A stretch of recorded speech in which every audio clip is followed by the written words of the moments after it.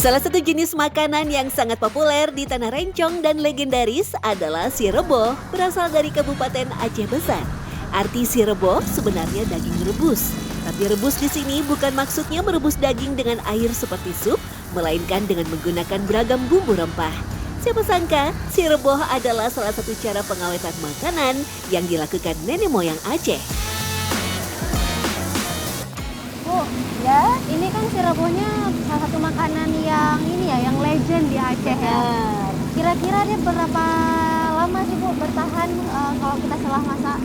Kalau misalnya yang si reboh basah itu dia tahan lama kalau nggak dipanasi dia nggak basi, cuman berjamur aja dia bisa tahan sampai berbulan si reboh karena dia udah ada anti basi alami yaitu cuka Aceh itu perannya sebagai anti basi. Cuka dari air nira. Selain ditaburi garam kasar dan aneka rempah lain, daging juga diberi campuran cuka Aceh atau cuka yang terbuat dari air nira yang sudah difermentasi selama sebulan lebih. Karena kalau sebelum 44 hari dia masih disebut dengan arak. Jadi masih haram kita gunakan. Jadi harus tunggu 44 hari, boleh lebih, malah makin lama setahun lebih bagus, 4 bulan, 6 bulan lebih bagus, tapi tidak boleh kurang dari 44 hari. Karena kalau kurang dari 44 hari, maka kata ulama-ulama kami di sini, kata tengku-tengku, itu haram, hukumnya haram. Kenapa? Karena itu disebut masih arak, belum sampai ke cukanya. Semakin lama disimpan, cuka Aceh semakin bagus kualitasnya, asalkan tidak terkontaminasi oleh apapun, termasuk anggota tubuh secara langsung. Asal jangan terkena kuku, karena kalau kena kuku dia busuk cukanya, aromanya tidak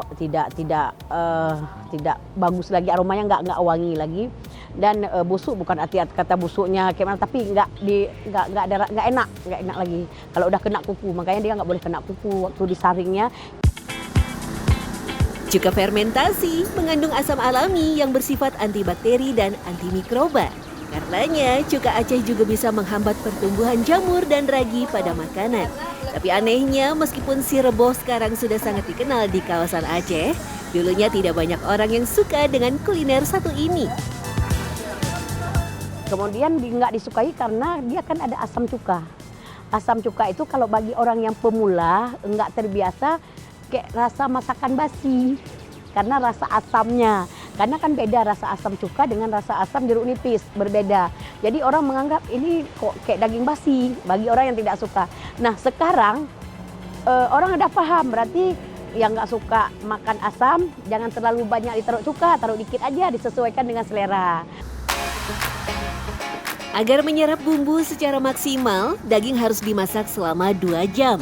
Rahasianya agar daging tidak mudah hancur karena dimasak lama, si reboh menggunakan daging paha belakang sapi. Bagian ini teksturnya lebih padat dan memiliki serat yang lebih besar daripada bagian daging sapi yang lain hingga tidak mudah hancur saat dimasak. Dulu nenek moyang Aceh memasak si reboh menggunakan potongan yang besar. Namun sekarang daging yang dimasak sudah dipotong kecil berbentuk dadu. Si reboh sengaja dibuat untuk mengawetkan daging supaya bisa bertahan lama. Oke, tadi kan Ibu ada bilang tuh dari cuka. Benar. Kira-kira selain pakai cuka, apa yang bikin si reboh ini tuh tetap nggak basi gitu sampai beberapa hari? Karena dia pakai lemak. Lemak itu kan juga untuk di atasnya, jadi dia nggak mudah basi. Karena lemaknya kan nanti di atasnya kayak udah keras kayak itu. Jadi itu sebagai antibasi juga, antibasi alami. Oke, Selain daripada cuka. Sudah menjadi tradisi di kalangan masyarakat Aceh Besar merayakan Mak Megang dan Idul Adha dengan masakan si reboh. Apalagi si reboh bisa disimpan dalam jangka waktu yang sangat lama, tidak mudah basi, dan mudah dibawa kemana saja. Sebelum ada kulkas, si reboh jadi menu andalan masyarakat Aceh Besar untuk mengawetkan sisa daging kurban yang tidak habis dimakan dalam 1 hari. Zaman dulu, si reboh juga dijadikan bekal perang dan perjalanan ibadah haji. Cuman si rebus ini adalah mungkin bagi orang-orang tertentu aja ya. Mungkin bagi orang panglima yang makan itu, mungkin bagi orang-orang yang kasta lebih tinggi karena dibuat dari daging si rebus itu. Dan itu pun sama juga, fungsinya juga sama. Jadi bertahan sangat lama ya. Kapanpun digunakan, hanya tinggal dipanaskan saja. Selain si rebo, ada juga kemama, daging ikan tongkol yang direbus dan dikeringkan. Bentuknya khas karena seperti kayu dan keras, sehingga orang mengenalnya dengan sebutan ikan kayu. Ikan tongkol digunakan karena kandungan lemaknya yang rendah, hingga ikan tidak cepat bau tengik meski disimpan lama. Kalau kemama tuh memang khasnya dengan ikan tongkol. Kalau ikan lain nggak bisa, beda. Kayak ada dencis tuh, nggak bisa juga kita pakai untuk kemama. Tekstur ikannya pun waktu kita rajang nggak bisa dia. Beda dengan ikan tongkol. Enggak, kalau udah kering dia nggak hancur. Butuh ikan tongkol segar yang baru didatangkan nelayan dari laut untuk menghasilkan kemama yang berkualitas. Bagian kepala dan isi badan ikan biasanya dibuang atau dijadikan pakan ternak. Untuk menurunkan kadar air di dalam ikan dan menghambat pertumbuhan bakteri, ikan direbus dengan garam kasar dalam tong selama 2 jam. Ada sebagian ada yang muasin, ada yang enggak. Takarannya tangan aja. Kayak satu keranjang tuh tadi kami memakai garam sampai 5 genggam. Setelah direbus, barulah ikan tongkol dibelah menjadi 2 bagian, lalu dijemur di bawah terik matahari. Jika sedang musim panas, menjemur ikan cukup 1,5 hari saja. Namun jika sedang musim hujan, bisa mencapai 3 hari. Semakin lama dijemur, ikan akan semakin kering seperti kayu. Tekstur seperti inilah yang menandakan ikan sudah memiliki daya tahan lama untuk disimpan. Kalau kita di Banda Aceh ini mereka suka yang batang. Tapi kalau untuk oleh-oleh mereka mudah yang sudah dirajang tuh. Karena untuk bawa keluar pun udah aman dia. Kalau yang batang tuh kok untuk dibawa keluar kan dia, kok misalnya keluar daerah dia kan bau amis. Tapi kalau yang dirajang ini dia memang udah betul-betul kering, sudah kayak kerupuk, dia nggak amis lagi. Kemamah batangan tidak bisa dimakan langsung karena sangat keras. Saking kerasnya, kemamah harus disuwir dulu menggunakan pisau hingga menjadi lebih kecil.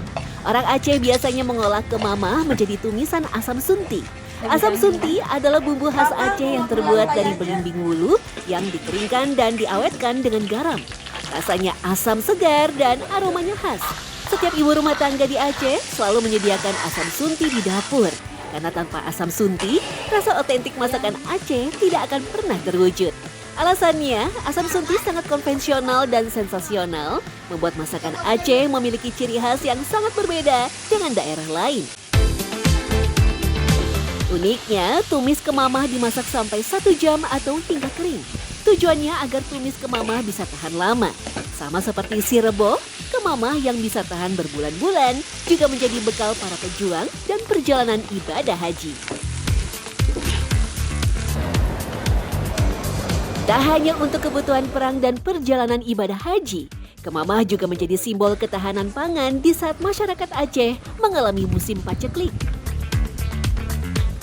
Karena banyak sekali ikan ini di Aceh nih, ikan tongkol itu, maka ini digunakan untuk makanan-makanan untuk 4 bulan yang akan datang, untuk sebagai bahan simpanan, makanan simpanan apabila terjadi penceklik atau terjadi tidak ada bahan makanan. Tak heran di balik setiap potong ikan kemamah atau rebusan daging si rebo, tersimpan kearifan lokal dalam menjaga ketahanan pangan dan pandangan jauh ke depan masyarakat Aceh melalui pengawetan makanan. Bukan sekedar teknik, tapi mencerminkan bagaimana orang Aceh hidup berdampingan dengan alam dengan keterbatasan teknologi di masa lalu.